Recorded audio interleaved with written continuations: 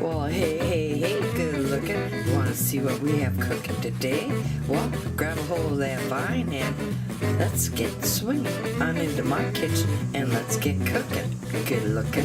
Today, I'm going to show you just how easy it is to make a no pectin tomato jam. So let's go ahead and let's get started. Hello there, everybody. As y'all can sit there and see, it's canning season, and this is a requested recipe.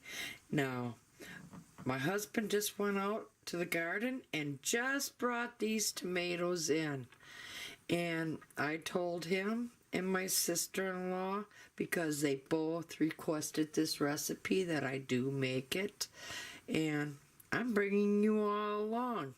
So what you're going to want to do first thing is, after you bring the tomatoes in from the garden, or even if you bring them home from a farmer's market, is take them over to your sink and give them a good wash. And just another thing, do not, and I repeat, please do not use cherry tomatoes for this. We're going to get out a stock pot. We're going to fill it up with water. We're going to take it over to our stove, and we're going to sit there and bring it to a roiling boil, and then we're going to boil these tomatoes for 1 minute. Alright, I'm over at the stove with my pan of boiling water. Let's go ahead and put the tomatoes down in. And now you're going to want to boil them for 1 minute. Then, after the 1 minute, I put them in some cold water, as such. And then I come over and I will grab one of them and just slip the skins right off. I cut the top off, and right here, my tomato is all ready to go.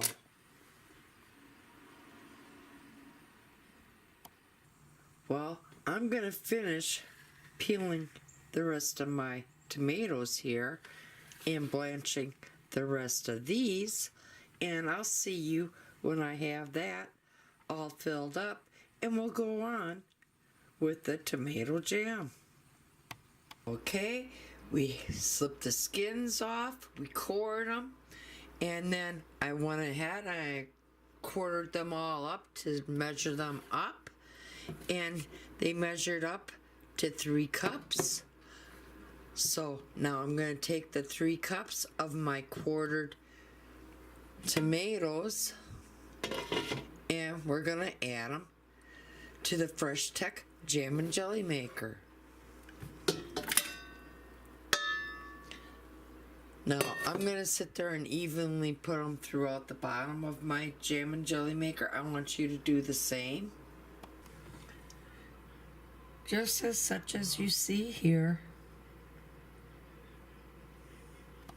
Go ahead, put our cover on, come down here, and I'm going to do a jelly session. So, push the jelly, and then come up here and push the enter. We'll see you in 25 minutes. And also, please ignore them 4 little beeps that you're going to be hearing. We're just going to run it through 1 full cycle. Alright, the jam and jelly maker just sounded off, so now it needs to go on its cool off cycle. And after the cool off cycle, we'll come back and do the next step. The jam and jelly maker has cooled off. Now we're going to have to add sugar. Now remember, the amount of tomatoes that we put into our jam and jelly maker was 3 cups. So therefore, we have to put 3 cups of sugar now into our jam and jelly maker. Now evenly spread the sugar all out. Put your cover back on. Come down here to the jam button. Push that on. Come over here to the increase, and we're going to increase it to 30 minutes. Then push enter. Now, I'll see you in 30 minutes. Right? Before it finishes its cycle, I want you to sit there and add the 1 teaspoon of lemon juice,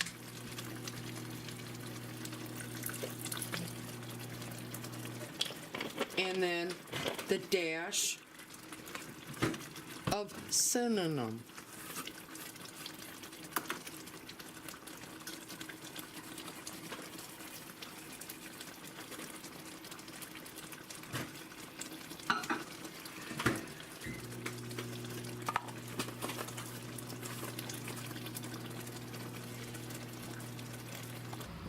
Alright, let's go ahead and remove one of our jelly jars from our hot water bath counter over here, and I'm using my nice electric FreshTech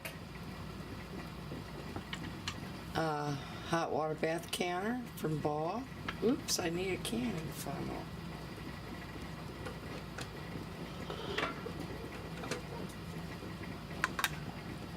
And you're going to want to leave 1 inch headspace.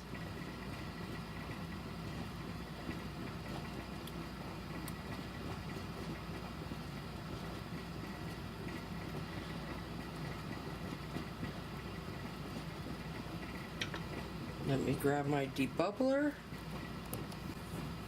Go ahead, debubble.